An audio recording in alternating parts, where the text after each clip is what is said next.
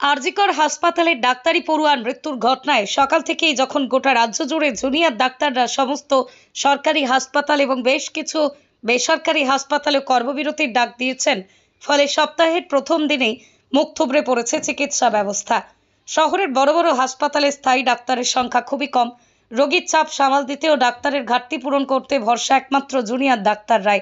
ঘরে বাইরে উভয় আন্দোলনের চাপের ফলে সোমবার সাত সকাল থেকেই চরম সংকটে রাজ্যের সমস্ত সরকারি হাসপাতালগুলি। ঠিক সেই সময় পরিস্থিতি সামাল দিতে নির্যাতিতার সোদপুরে পানিহাটির বাড়িতে পৌঁছলেন রাজ্যের মুখ্যমন্ত্রী মমতা বন্দ্যোপাধ্যায়। মুখ্যমন্ত্রী এদিন কথা বলেন নির্যাতিতার বাবা মা সহ বাড়ির অন্যান্য সদস্যদের সঙ্গে। দোষীদের দৃষ্টান্তমূলক শাস্তিরও দাবি করেন তারা। ঝাড়গ্রামে ছিলাম, কিন্তু আমার কাছে যখনই পুলিশ কমিশনার খবরটা দেয়, আমি সঙ্গে সঙ্গে তাকে বলি যে এটা খুব নকারজনক ঘটনা এবং খুবই বেদনাদায়ক ঘটনা। যেই জড়িত থাক তাকে ইমিডিয়েট শাস্তি দিতে হবে এবং আমরা চাই এই কেসটা ফাস্ট ট্র্যাক কোর্টে হোক। ফাস্ট ট্র্যাক কোর্টে হলে জুডিশিয়াল প্রসেসটা তাড়াতাড়ি হবে এবং তাতে আমরা ফাঁসির দাবি জানাবো। কারণ কিছু মনে রাখবেন, কিছু লোক এখনো সামাজিক অবক্ষয়ের মধ্যে আছেন, সামাজিক মূল্যবোধটাকে ভুলে গেছেন। মেয়েদের গায়ে হাত দেওয়া যে কত বড় অপরাধ এবং তার সাথে যে অত্যাচার করেছে বা তাকে যেভাবে খুন করেছে, আমি আশ্চর্য হয়ে যাচ্ছি। ওখানে নার্সরা ছিলেন, ওখানে ওদের সিকিউরিটি ছিলেন, সবাই ছিল, কিন্তু কি করে ঘটনা ঘটলো এটা এখনো আমি ঠিক বুঝতে পারছি না। পুলিশকে আমি বলেছি, বাবা মাও যেটা আমাকে বলেছেন যে ওদের ভেতরেই কেউ আছে। যদি ভেতরে কেউ থাকে, কারো প্রতি সন্দেহ হয়, যারা ছিল, যারা ওর বন্ধু বান্ধব, তাদেরকে সবাইকে ডেকে কথা বলবে এবং যিনি ফোন করেছিলেন প্রথম বাড়িতে তাকেও ডেকে কথা বলবে। আজকে প্রিন্সিপাল নিজে রেজিগনেশন করে দিয়েছিলেন, বলছিলেন যে আমার বাড়িতেও তো বাচ্চারা আছে, যেভাবে আমাকে গালিগালাজ করা হচ্ছে। তা আমরা তাকে বুঝিয়ে বলেছি, ঠিক আছে আপনাকে ওখানে কাজ করতে হবে না, আমরা ওনাকে সরিয়েছি অন্য জায়গায়।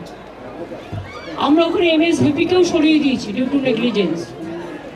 আমরা হাসপাতাল থেকে হেড অফ দ্য ডিপার্টমেন্ট, যে চেস ডিপার্টমেন্ট, তাকেও সরিয়ে দিয়েছি এবং পুলিশ পোস্টে যে ACP ছিলেন তাকেও সরিয়ে দিয়েছি। সবাইকেই সরানো হয়েছে এবং ডগ স্কোয়াড থেকে শুরু করে, ভিডিও থেকে শুরু করে, ফরেন্সিক ডিপার্টমেন্ট থেকে শুরু করে সবাইকেই ইনভলভ করা হয়েছে যাতে খুনি গ্রেপ্তার হয় এবং দোষীরা শাস্তি পায়। এবং আমি চাই পুলিশ যত তাড়াতাড়ি সম্ভব দোষীদের গ্রেপ্তার করবে।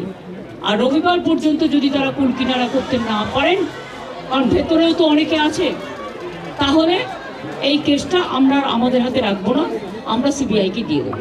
তার কারণ হচ্ছে আমার এতে কোনো পাওয়ার লেনা দেনা কিছু নেই, আমি প্রথম দিন থেকেই বলছি। কিন্তু ওদের সাকসেস রেট খুব কম।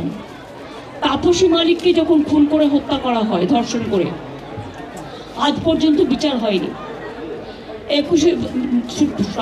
সিঙ্গুরে এটা হয়েছিল, নন্দীগ্রামে যখন 14 জন গুলিতে মারা যায় বা 10 জন হারিয়ে যায়, আজও তারা ফিরে আসেনি। এই কেসগুলো CBI-এর হাতে ছিল, রিজার্ভের কেসও ছিল, একটা কেসেরও বিচার হয়নি। এমনকি রবীন্দ্রনাথ ঠাকুরের নোবেল প্রাইজ চুরি হয়েছিল, সেই কেসটাও ছিল, মানুষ কোনো বিচার পায়নি। কিন্তু তবু মানুষের স্যাটিসফ্যাকশানের জন্য যদি কেউ ভাবতে পারে যে পুলিশ ঠিক মতো করতে পারছে না, যদিও Calcutta police is the best police in the world, তাদের তদন্তের যে সিস্টেমটা এবং সবচেয়ে ভালো অফিসারকে লাগানো হয়েছে সমস্ত কিছু দিয়ে।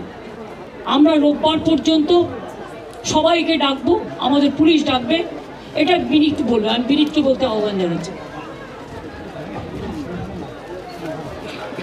আমরা অলরেডি যে ইনভেস্টিগেশন প্রসেসের মধ্যে যারা যারা ওই পিওর কাছাকাছি ছিলেন, কোনো ধরনের কোনো কানেকশন আছে, ইনভলভমেন্ট আছে, প্রত্যেকটা লোককেই ডাকা হচ্ছে এবং ডাকা হবে যদি কারো না ডাকা হয়ে থাকে।